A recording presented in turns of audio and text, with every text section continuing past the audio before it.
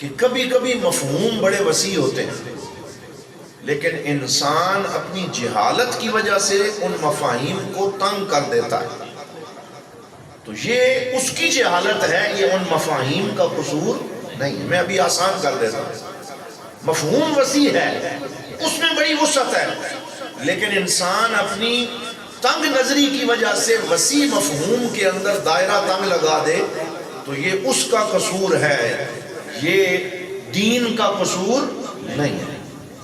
اس کی ایک مثال دیتا ہوں کہ ایک صحابی آیا اور حضور نبی رحمت صلی اللہ علیہ وآلہ وسلم مسجد نبوی میں بیٹھے ہوئے تھے اور وہ آ کے نماز پڑھ کے دعا مانگنے لگا اور اونچی آواز سے دعا مانگ رہا تھا. تو حضور نے اس کی دعا کو سن لیا.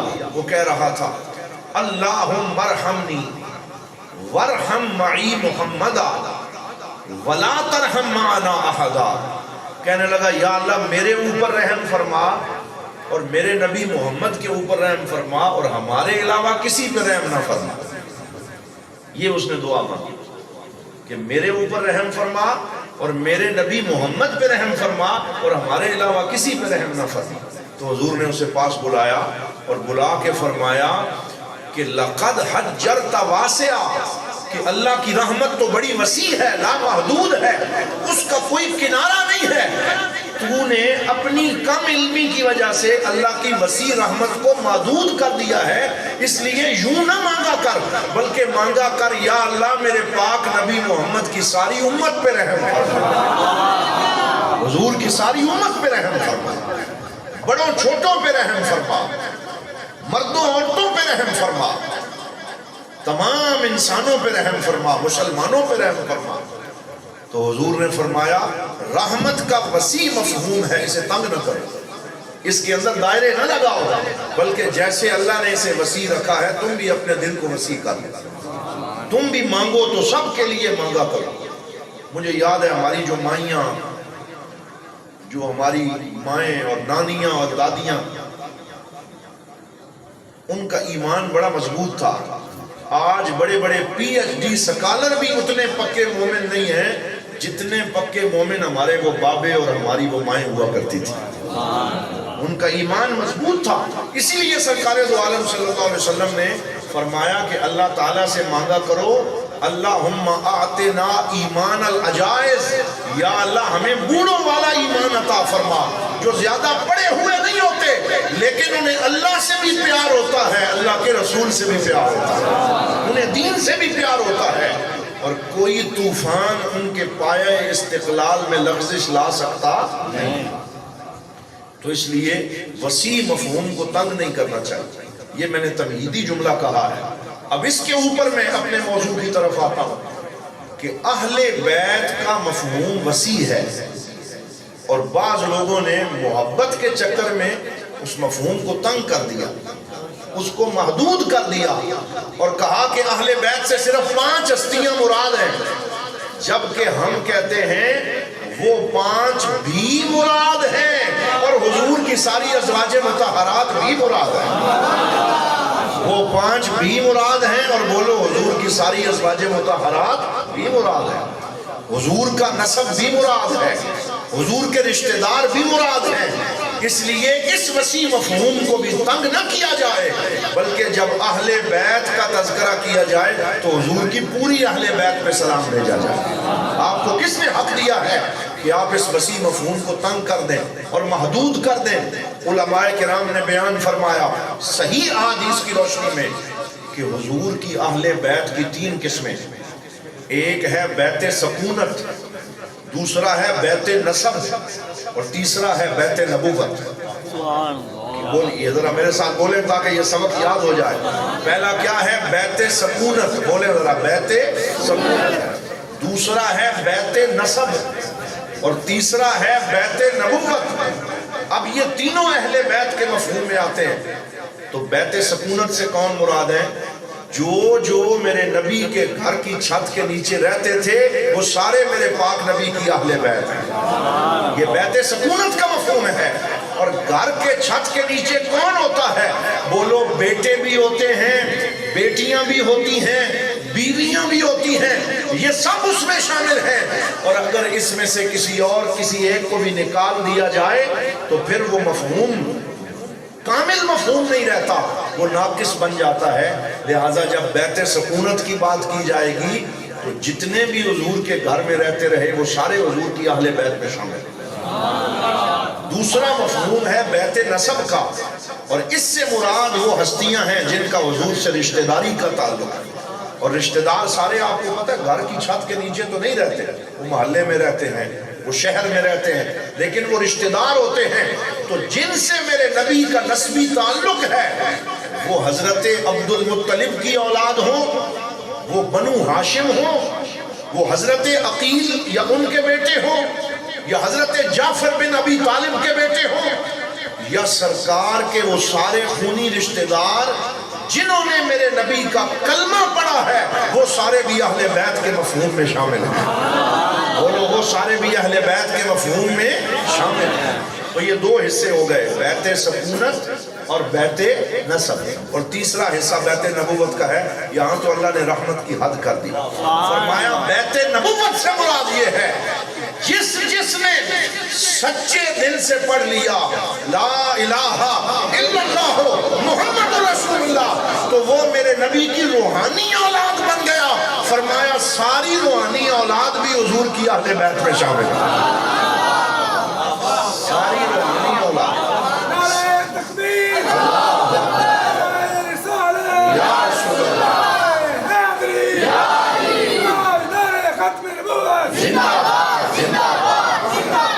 تو یہ مفہوم آپ نے یاد رکھنا ہے، یہ وسیع تر مفہوم ہے، اور اس کو خود میرے نبی نے بیان کیا۔ جب پوچھا گیا آپ کی اہل بیت کون ہیں، فرمایا کل تقی و نقی فہو آلی، فرمایا میرا ہر وہ امتی جو متقی بھی ہے، جو پرہیزگار بھی ہے، اور جس کا کردار صاف ستھرا ہے، جو میرے راستے پہ چلنے والا ہے، میں محمد اسے اپنی اہل بیت میں شامل کرنے کا اعلان کرتا ہوں۔ یہ بھی اہل بیت کا وسیع تر مفہوم ہے۔ اب جو اس مفہوم کو تنگ کرے گا تو میں اسے کہوں گا پھر حضور تجھے بلا کے کہہ رہے ہیں لقد حجرت واسعا، کہ تو نے وسیع کو محدود کیا ہے۔ جس طرح اللہ کی رحمت لامحدود ہے، اس طرح میرے پاک نبی کی آل بھی لامحدود ہے۔ اب اس پہ ایک اور بات سن لیجئے، اور وہ کیا ہے کہ قرآن پاک میں ایک جگہ پہ استعمال ہوا ہے آل فرعون۔ کیا استعمال ہوا ہے؟ آل فرعون۔ یہ قرآن میں آیت آئی ہے۔ اب وہاں آل فرعون سے مراد صرف فرعون کی فیملی نہیں ہے، بلکہ جتنے اس بدبخت کے پیچھے چلے اور اس کی راہ کو پکڑنے لگے تو قرآن نے ان کو آل فرعون کہہ دیا۔ اور ان کے مقابلے میں جب آل فرعون کے مقابلے میں آل محمد کہا جائے گا تو اس کا مطلب ہوگا جتنے فرعون کے پیچھے چلے وہ اس کے ساتھ جہنم میں ڈالے جائیں گے، اور جتنے محمد مصطفیٰ کے پیچھے چلے وہ ان کے ساتھ جنت میں شامل ہوں گے۔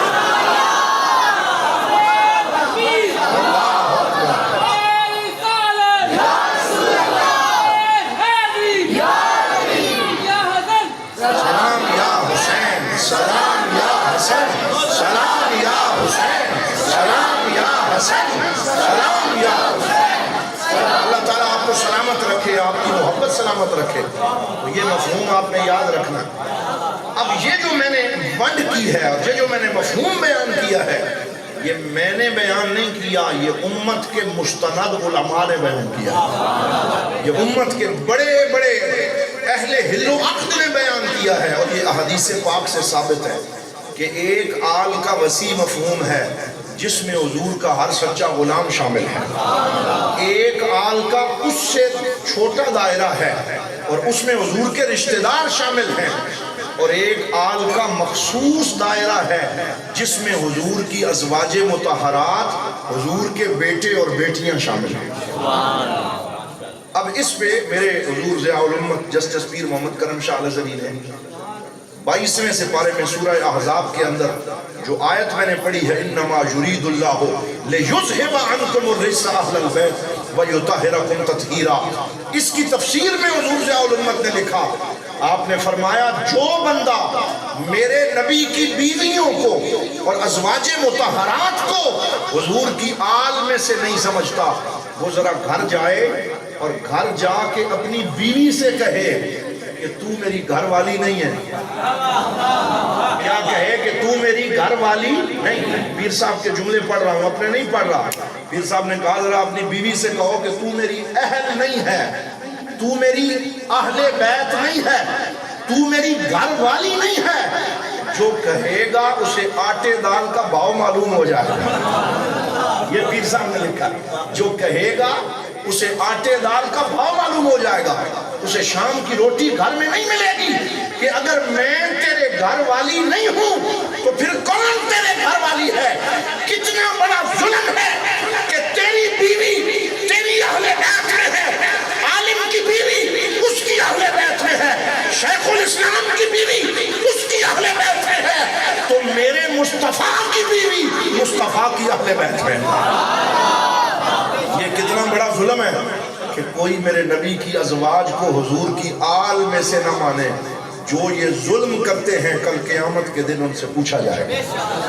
بولو کل قیامت کے دن ان سے پوچھا جائے گا کہ تم نے حضور کی ازواج مطہرات کو حضور کی آل نہ مانا، تم ان کے بارے میں غلط سوچتے رہے، تم بیک بائٹنگ کرتے رہے، تم لیگ پولنگ کرتے رہے، تم حضور کی بیویوں، جو صرف حضور کی بیویاں نہیں بلکہ جناب قرآن کی روشنی میں قرآن فرماتا ہے وَأَزْوَاجُهُ أُمَّهَاتُهُمْ، جو میرے نبی کی ازواج ہیں وہ مومنوں کی مائیں ہیں۔ بولو کون ہیں وہ؟ مومنوں کی مائیں ہیں۔ اور ایک قرات میں ہے وَهُوَ أَبٌ لَهُمْ، کہ ازواج مومنوں کی مائیں ہیں اور میرا نبی مومنوں کا باپ ہے۔ روحانی ابوت ہے، روحانی بنوت ہے۔ حضور ہمارے نبی بھی ہیں اور ہمارے روحانی والد بھی ہیں، ہمارے روحانی سرپرست بھی ہیں۔ یہی وجہ ہے کہ قرآن جب فرماتا ہے انما المؤمنون اخوہ، کہ مسلمان بھائی بھائی ہیں، تو بھائی بھائی تو ایک ماں باپ کی اولاد ہوتے ہیں، تو یہ مسلمان کیوں بھائی بھائی ہیں؟ فرمایا جب یہ کلمہ طیبہ پڑھ لیتے ہیں تو یہ سارے میرے نبی کی روحانی اولاد بن جاتے ہیں، ازواج مطہرات کے بیٹے بن جاتے ہیں، اس وجہ سے مسلمان بھائی بھائی ہیں۔ تو ہاتھ کھڑا کر کے کہو کہ ساری ازواج مطہرات حضور کی اہل بیت ہیں۔ بولو حضور کی اہل بیت ہیں۔ اور ہم سنی حضور کی ساری ازواج مطہرات کو اہل بیت بھی مانتے ہیں اور اپنی ماں بھی مانتے ہیں۔ اور بولو جسے ماں کہہ لیا جائے پھر اس کے بارے میں زبان کھولی نہیں جاتی، پھر ادب سے سر جھک جاتا ہے، نگاہیں جھک جاتی ہیں، انسان حیا اور شرم سے اپنی ماں کے سامنے حاضر ہوتا ہے۔ تو جو شخص بھی ماں کے بارے میں برا لفظ کہتا ہے وہ حلالی بیٹا ہو سکتا نہیں۔ بس یہ بنیادی بات ہے، جو اپنی ماں کے بارے میں برا سوچے بولو وہ حلالی بیٹا ہو سکتا نہیں۔ اللہ تعالی ہمیں حلالی بیٹا بننے کی توفیق عطا فرمائے۔ تو یہ مفہوم یاد رکھنا ہے کہ حضور کی ساری ازواج مطہرات حضور کی وہ ہماری مائیں بھی ہیں اور حضور کی اہل بیت بھی ہیں۔ اب اس پہ 3 مثالیں قرآن سے عرض کرتا ہوں، اور وہ کیونکہ میرا موضوع ہے میں کھول کے اسے بیان کر رہا ہوں۔ پہلی مثال، حضرت ابراہیم کی اولاد نہیں تھی، اور ایک روایت میں ہے 80 سال اور دوسرے میں ہے 100 سال گزر گئے اور اولاد نہ ہوئی۔ حضرت سارہ ان کی زوجہ تھی سلام اللہ علیہا۔ پھر اللہ تعالیٰ نے کرم کیا اور فرشتے انسانی شکل میں حضرت ابراہیم کے گھر آئے، اور گھر آ کے فرشتوں نے انسانی شکل میں حضرت ابراہیم کے گھر کھانا کھایا، کیونکہ وہ مہمان نواز تھے۔ وہ اس وقت تک کھانا نہیں کھاتے تھے جب تک مہمان ان کے دسترخوان پہ نہ آ جاتا تھا، تو کھانا کھلایا۔ فَأَوْجَسَ مِنْهُمْ خِيفَةً، قرآن کہتا ہے ان سے ڈر بھی محسوس ہونے لگا کہ یہ بندے کہیں دیکھے نہیں ہیں، خوبصورت چہرے ہیں، یہ کہاں سے آئے ہیں، ڈرنے لگے۔ انہوں نے کہا قَالُوا لَا تَخَفْ إِنَّا نُبَشِّرُكَ بِغُلَامٍ حَلِيمٍ، ہم صرف کھانا کھانے نہیں آئے، ہم تجھے بچے کی خوشخبری دینے آئے ہیں۔ کیونکہ وہ فرشتے تھے، وہ اولاد کی خوشخبری دینے آئے، انہوں نے خوشخبری دی اور خاموش ہو کے بیٹھ گئے۔ سیدہ سارہ سلام اللہ علیہا جو زوجہ تھی کس کی؟ بولو حضرت ابراہیم کی، وہ دروازے کی چوکھٹ کے پیچھے بیٹھ کے سن رہی تھی، ان سے چپ نہ رہا گیا، وہیں سے بول پڑی۔ انہوں نے کہا کیسے اب ہمارا بیٹا ہوگا کہ ہاذا بعلی شیخا، کہ میں بوڑھی ہوں اور میرا خاوند جو ہے وہ عمر کے آخری حصے کو پہنچ چکا ہے، اب ہمیں اولاد کی کوئی امید نہیں ہے۔ تو آگے سے حضرت سارہ کو وہ جو فرشتے آئے تھے وہ کہنے لگے اتعجبین من امر اللہ رحمت اللہ وبرکاتہ علیکم اہل البیت، کہا کیا تو اللہ تعالیٰ کے معاملے میں آپ حیرت کا اظہار کرتی ہیں؟ اللہ جب چاہتا ہے تو بوڑھوں کو بھی اولاد عطا فرما دیتا ہے، وہ جب چاہتا ہے جسے چاہتا ہے بیٹا اور بیٹی سے نواز دیتا ہے، تو آپ اس پہ حیرت نہ کریں۔ اور ساتھ ہی کہا رحمت اللہ وبرکاتہ علیکم اہل البیت، اے میرے ابراہیم کے گھر والی، اے میرے نبی کی اہل بیت، تم پہ اللہ کی رحمتیں بھی ہوں، تم پہ اللہ کی برکتیں بھی ہوں، تم پہ اللہ کی رحمتیں بھی ہوں اور تم پہ اللہ کی برکتیں بھی ہوں۔ تو یہاں قرآن نے حضرت ابراہیم کی زوجہ کو ان کی اہل بیت کہا ہے یا نہیں کہا ہے؟ بولو کہا ہے۔ اس سے پتہ چلا کہ قرآن کا عقیدہ بھی یہ ہے کہ بیٹے بعد میں اہل بیت بنتے ہیں، زوجہ پہلے اہل بیت بنتی ہے۔ یہ دلیل قرآن سے آ گئی۔ اب دوسری دلیل سماعت فرمائیں۔ حضرت موسیٰ علیہ السلام کہاں رہتے تھے؟ مصر میں، اور وہاں ایک شخص کے ساتھ کسی دوسرے کا جھگڑا ہو رہا تھا، طویل واقعہ ہے، اور آپ نے ان کو روکنے کے لیے ایک تھپڑ اسے رسید کیا، جو قبطی تھا، جو مصر کا رہنے والا تھا، لیکن حضرت موسیٰ کی سیز اتنی اچھی تھی کہ ایک تھپڑ سے ہی اس کا کام تمام ہو گیا۔ تھپڑ کسی کو مارنے کے لیے نہیں مارا جاتا، صرف گوشمالی کے لیے اور تربیت کے لیے مارا جاتا ہے۔ تو انہوں نے تو تھوڑی سے ایک تھپڑ رسید کیا اور وہ ختم ہو گیا۔ یہ حضرت موسیٰ کی صحت کا عالم تھا۔ بسطتاً فی العلم والجسم، علم میں بھی با کمال تھے اور جسم میں بھی با کمال تھے، اللہ نے ان کو یہ شان عطا فرمائی تھی۔ تو جب وہ مر گیا، ختم ہو گیا، تو لوگوں نے آپ سے کہا کہ اب آپ یہاں سے چلے جائیں، کیونکہ فرعون اب آپ کا دشمن بن جائے گا، اسے تو پہلے ہی موقع چاہیے، تو آپ کی جان کو خطرہ ہے اور جان بچانا فرض ہے۔ تو آپ وہاں سے نکلے اور مدین یا مدائن پہنچے، حضرت شعیب علیہ السلام کے گھر پہنچے۔ قرآن نے پورا واقعہ بیان کیا کہ ان کی بیٹیوں کو پانی بھرنے کا مسئلہ تھا، پانی بھر کے دیا، اور بیٹیاں بلا کے والد کے پاس لے گئیں، اور باپ نے کہا آپ نے میری بیٹیوں کی خدمت کی ہے، اب میں آپ کو جانے نہیں دوں گا، میں آپ کو اس کی جزا دینا چاہتا ہوں۔ اور وہ جزا کیا دی کہ 10 سال اپنے گھر بھی رکھا اور اپنی بیٹی سے رشتہ وہ بھی عطا فرمایا، اور اس خدمت کے صدقے اللہ تعالیٰ نے حضرت موسیٰ کو نبوت بھی عطا فرمایا۔ یہ پورا واقعہ قرآن نے بیان کیا، سورۃ القصص پڑھے۔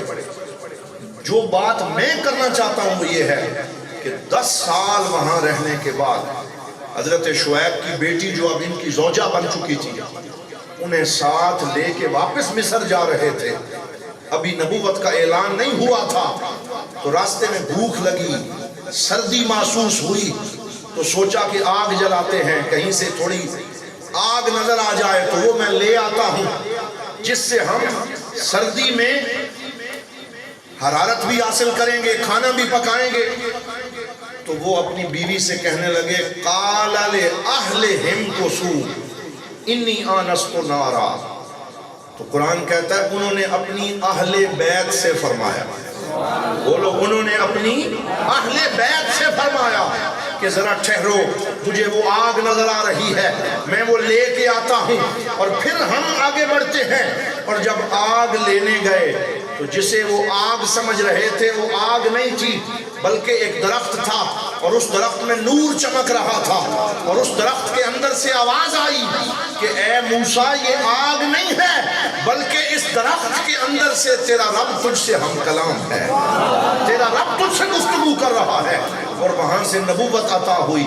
علماء فرماتے ہیں یہ دوسری دلیل ہے کہ حضرت موسیٰ نے اپنی زوجہ کو بیوی کہہ کے نہیں پکارا، اپنی اہل بیت کہہ کے پکارا۔ بولو کیا کہہ کے پکارا ہے؟ اپنی اہل بیت کہہ کے پکارا۔ قرآن سے تیسری مثال، بعض لوگ کہتے ہیں دیکھیں جی دلیل ہوتی کوئی نہیں اور کہانیاں سنا کے چلے جاتے ہیں۔ الحمدللہ ہم کہانیاں نہیں سنا رہے، ہم رب کا قرآن سنا رہے ہیں۔ جہاں سے مرضی ہے کھول کے پڑھو، اہل سنت کے دلائل واضح ہیں۔ ہمارا ہر عقیدہ رب کے قرآن سے بھی ثابت ہے، مصطفیٰ کے فرمان سے بھی ثابت ہے۔ تیسری دلیل سنیں، حضرت یوسف علیہ السلام بکتے بکتے بازار مصر میں پہنچے، اور مصر کے بازار میں عزیز مصر نے ان کو خرید لیا، غلام بنا لیا، اپنے گھر رکھ لیا۔ حضرت یوسف انہی کے گھر میں جوان ہوئے، اور جوانی کی عمر کو پہنچے تو حضرت یوسف کو اتنا حسن اور جمال عطا ہوا کہ ان کے چہرے پہ نظر ٹکتی نہیں تھی۔ 3 مہینے خلقت رجی ویک یوسف کنعانی تے جنا محمد عربی ڈٹھا رج گئے دوئی جہانی۔ جنا محمد عربی ڈٹھا بولو رج گئے دوئی جہانی۔ اور حسن یوسف پہ کٹی مصر میں انگشت زنا، اور سر کٹاتے ہیں تیرے نام پہ مردان عرب۔ یہ شعراء نے اور اعلیٰ حضرت فاضل بریلوی نے کتنا خوبصورت ایک مقارنہ پیش کیا ہے۔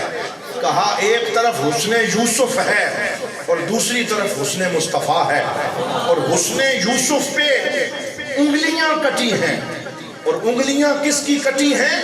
زنان مصر، مصر کی عورتوں کی انگلیاں کٹی ہیں۔ اور خواتین جلدی متاثر ہوتی ہیں تو خواتین نے انگلیاں کاٹی ہیں حسن یوسف کو دیکھ کے۔ تو حسن یوسف پہ کٹی مصر میں انگشت زنا۔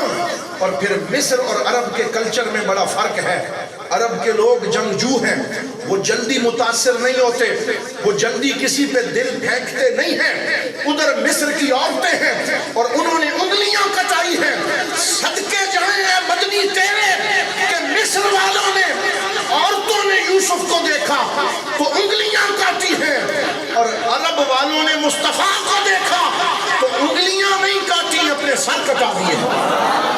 وہ لوگ کیا کٹا دیے ہیں؟ اپنے سر کٹا دیے ہیں۔ حسن یوسف پہ کٹی مصر میں انگشت زنا، اور سر کٹاتے ہیں تیرے نام پہ مردان عرب۔ صدقے جائیں یا رسول اللہ، جس نے آپ کو دیکھ کیا وہ فریفتہ ہو گیا، وہ جانثار ہو گیا، وہ آپ کے قدموں پہ اسیر ہو گیا۔ پھر وہ کوڑے بھی لگتے ہیں، اور عرب کی گرم ریت پہ گھسیٹا جاتا ہے، اور سینے پہ گرم سلیں رکھی جاتی ہیں، اور کوڑے مارے جاتے ہیں، اور جسم کو جلایا جاتا ہے، لیکن بلال حبشی کے منہ سے پھر بھی احد احد کے نعرے نکلتے ہیں، اور وہ حضور پہ فدا ہے، وہ حضور پہ قربان ہے۔ تو صدقے جائیں، کیوں نہ شکر کرو، کیوں نہ اللہ کے پاک نبی کی بارگاہ میں یہ شکر پیش کرو۔ چک بھٹی والو، یہ تھوڑا اللہ کا کرم ہے کہ اللہ نے ہمیں حضرت یوسف کا امتی نہیں بنایا، مصطفیٰ کا امتی بنایا، حضور کا امتی بنایا ہے۔ اور سرکار وہ ہیں جن کا کلمہ پڑھنے کے لیے انبیاء بھی ترستے ہیں، اور انبیاء بھی طلب کرتے ہیں کہ کاش ہمیں حضور کی امت میں سے بنایا جاتا۔ تو اگر ہم اس کا شکر ادا کریں تو قیامت تک کے لیے ہم تو یہ ایک شکر بھی ادا کر سکتے نہیں۔ یہ ایک ذوق کی بات تھی، میں نے آپ کو سنا دی تاکہ ذوق تازہ ہو جائے اور حضور کی محبت کی گفتگو ہو جائے۔ اب میں وہ روایت مکمل کرتا ہوں۔ حضرت یوسف جوان ہو گئے، اب قرآن سارا واقعہ بیان کرتا ہے، اور اس میں میرے اور آپ کے اخلاق کے لیے سبق بھی ہے، جوان خاص طور پہ سنیں۔ قرآن کہتا ہے وَرَاوَدَتْهُ الَّتِي هُوَ فِي بَيْتِهَا عَن نَفْسِهِ، کہ جس گھر میں حضرت یوسف جوان ہوئے تھے اس گھر میں رہنے والی، اس گھر کی مالکن، راودتہ التی ہوا فی بیتہا، جس کے گھر میں یوسف جوان ہوئے تھے اور پروان چڑھے تھے، اسی نے گناہ کی دعوت دے ڈالی۔ وغلقت الابواب، اور دروازے، یہ میں قرآن کا ترجمہ کر رہا ہوں، میں اپنی طرف سے کوئی جملہ نہیں کہہ رہا. وغلقت الابواب، بولو دروازے بند کر دیے. وقالت حیت لک، اور کہنے لگی آ جا، اور دعوت گناہ دے دی. اب یہاں بھی علماء نے موازنہ کیا ہے. انہوں نے کہا کہ اگر راہ چلتا ہوا کوئی جوان جا رہا ہو اور عورت بھی راہ چلتی جا رہی ہو اور وہاں سے کوئی اس کو اشارہ کرے، بلائے، تو وہاں پہ بندہ جلدی کوئی اس چال میں آ سکتا ہے اور بچ بھی سکتا ہے، کیونکہ وہ تو اسے جانتا نہیں ہے. وہ جلدی جان چھڑا کے بھاگ بھی سکتا ہے. لیکن جس کے گھر میں جوان ہوا ہو، جس کے دسترخوان کا نمک کھایا ہو، جس کے حکم کی تعمیل کرنا اس پہ لازم ہو، اگر وہاں سے کوئی دعوت آئے تو اس دعوت کو رد کرنا یہ آسان کام نہیں ہے. لیکن حضرت یوسف پہ صدقے جائیں کہ جب وہ 7 دروازے بند ہو گئے اور وہاں سے دعوت گناہ آئی تو حضرت یوسف نے آگے سے کوئی لیم ایکسکیوز نہیں کیا، کوئی عذر خواہی نہیں کی، ایک لمحے کا تردد نہیں کیا. آج کے نوجوان ایک ٹیلی فون کال پہ ایمان بیچ دیتے ہیں، پھسل جاتے ہیں، ڈی ٹریک ہو جاتے ہیں. صدقے جائیں حضرت یوسف کے ایمان کے کہ آپ نے آگے سے کیا کہا. انہوں نے کہا قال معاذ اللہ انہو ربی احسن مثوای انہو لا یفلح الظالمون. انہوں نے کہا اے زلیخا تیری بھول ہے، میں تیری پناہ میں نہیں ہوں، میں اپنے رب کی پناہ میں ہوں. قال معاذ اللہ، معاذ پناہ کو کہتے ہیں. یہ جو ہم کہتے ہیں نا معاذ اللہ، یہ معاذ اللہ کا مطلب معافی نہیں ہے، بلکہ معاذ اللہ کا اردو ترجمہ ہے اللہ کی پناہ.